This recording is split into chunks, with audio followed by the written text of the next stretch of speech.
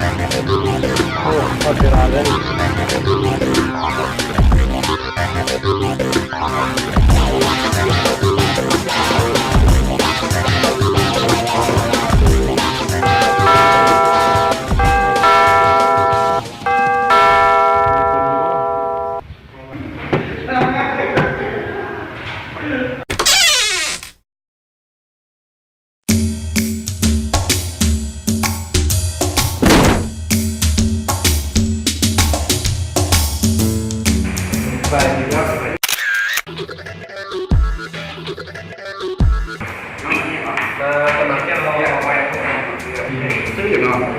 คือสัตว์ที่คนเจ็บจะให้ผู้ชายเราจะพูดแล้วเนาะบ้านเนาะบ้านเกิดจะไม่ใช่เนาะอยู่แถวนี้แหละน้องน้องเป็นคนบ้านไหนเนาะบ้านไหนเราก็เป็นคนตลอดเป็นนายจังหวัด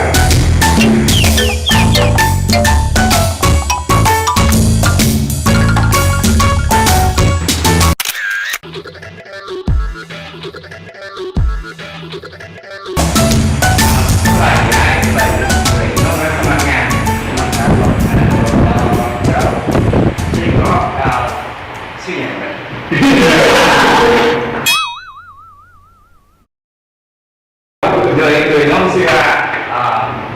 บ๊อบบี้คือบ๊อบบี้มันเป็นบ๊อบบี้มาจากกันนาไซทองเจ้าไซทองดูหน่อยเป็นคนเสียไซทองโดยแต่เล่าเป็นคนบ้านเดียวกับไอ้บอกไอ้ไซทองแต่เอาไอ้ไปกับอะไรคนไทยไปเที่ยวทุ่งนาเลยโอ้บ้านเขาเลยเกือบใกล้กันเลยไอ้เลยเอาอะไรไปเรียนกันอ่ะก็น่าจะกันนะแต่ว่าจะตัดอะไรไปนะใช่เลยโอเคเลยเอาแล้ว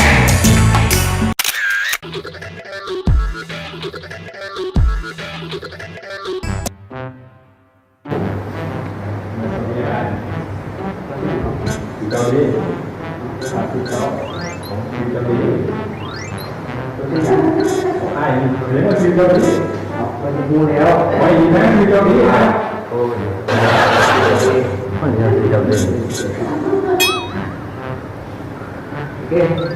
เกาหลีนะน้องตาไปถึงแล้วโอ้ครูบาประมาณสนามบินกันบ่มาดูดูกันนะโอ้ออกมาจะทำอะไรเนาะมาแล้ว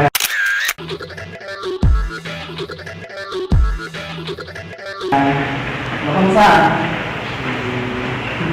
ดูเสร็จแล้วบ้านเรียกสามคนนี้เป็นที่ต้องทำทางพ่อแล้วก็ทำมาเลยเพื่อนมีเท้าแบบนี้มาสัมภาษณ์เลยเดินมาทางนี้เลย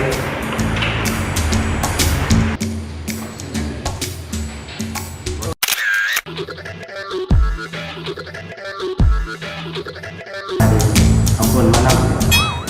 สองคนมา ำแล้วก็เส้นนำมาสมัครอย่าง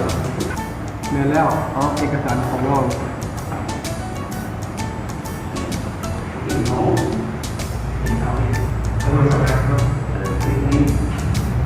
ในการมาสมัครเรียนน้องมีความสามารถอย่างนี้คือน้องเว้าได้ทุกภาษาหมดในโลกเลยนะการทำลองว่าภาษาจีนรู้ภาษาจีนภาษาเวียดนามเราได้บ่ เวียดนามจะบอกภาษาฝรั่งได้บ่ได้ภาษาฝรั่งนะลองว่าผมรู้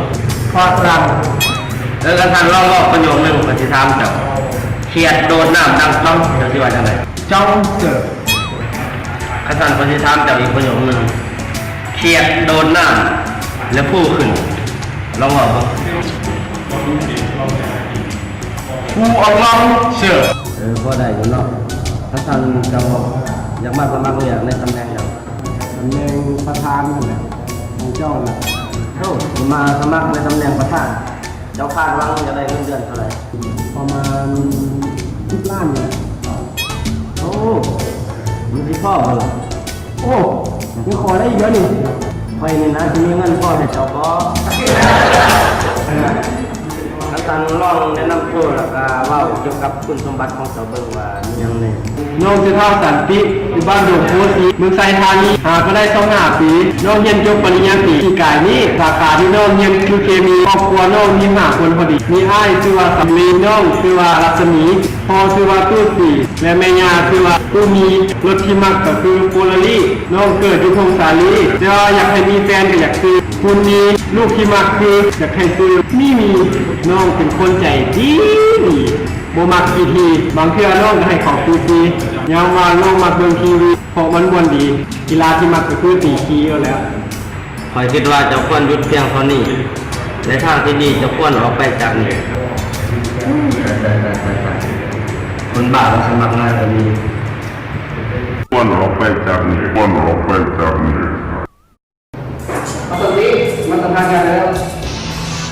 เอาสันติเอาสันติเอาทำงานกันแล้วไปฟันเลยใช่ปะ